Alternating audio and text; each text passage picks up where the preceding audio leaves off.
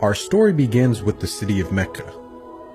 It is said that when Adam and Eve were first expelled from paradise, the two were separated, with Eve having landed near the city of Mecca, and Adam having landed somewhere in the Far East. After many years of searching for one another, Adam finally managed to make his way down through the Arabian Peninsula to Mecca, and it was at the top of Mount Arafat, just outside the city of Mecca, where the two were finally reunited. Mecca is also significant because it is considered the first place on earth that God Almighty was worshipped alone. And so, it was at that very spot that Abraham and his son Ishmael built the first house of worship for God.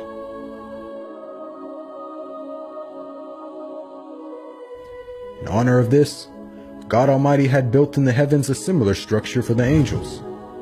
And it is said that every day, 70,000 angels come to that building to perform their prayers and then leave, intending never to return again.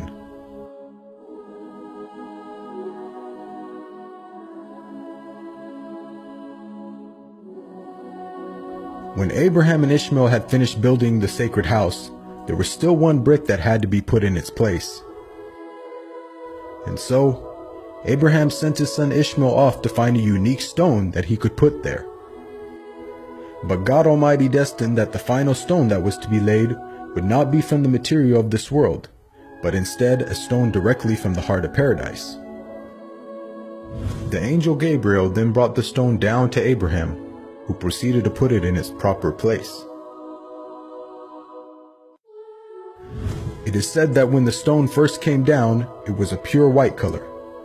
But due to the impurities of this world and the sinfulness of man, the stone slowly began to fade and eventually turned black.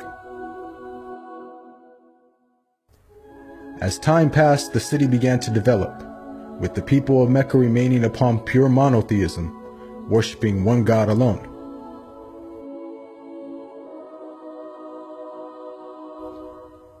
This despite the fact that their neighbors in Egypt, Mesopotamia, and the Levant had been practicing paganism for centuries. But this was all to change when a merchant by the name of Amr ibn Luhay had decided to conduct his business outside of Mecca. Amr then proceeded to journey northwards until he reached the lands of Levant. There, Amr would witness for the first time things like modern architecture, advanced literature, and of course, the practice of paganism. Amr was so impressed by all that he had seen that before leaving, he asked if he could take one of the idols back home with him. The people agreed, and so Amr took the idol and placed it along with the other goods and merchandise in his caravan.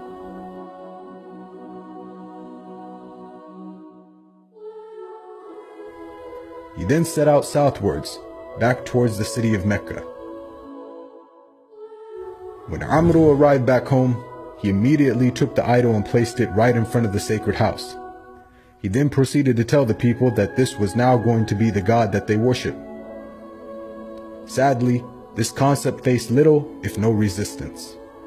And as time passed, the people began to worship more and more different idols, until it is said by the end of the 6th century, there were over 360 different idols surrounding the sacred house in Mecca.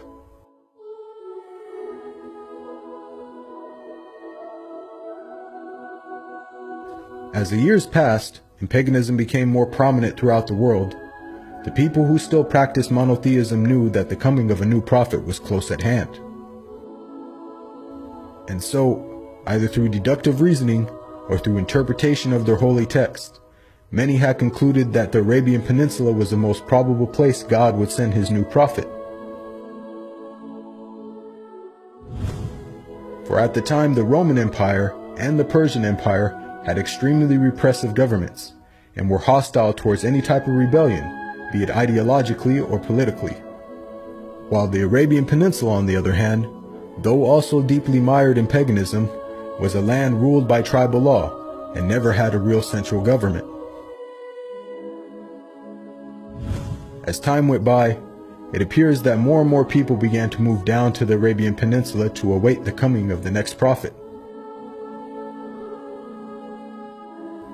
And so, in the very land in which man first worshipped his Creator, and where Abraham built the first house of worship for God alone, it was there where God had destined his last and final messenger would emerge.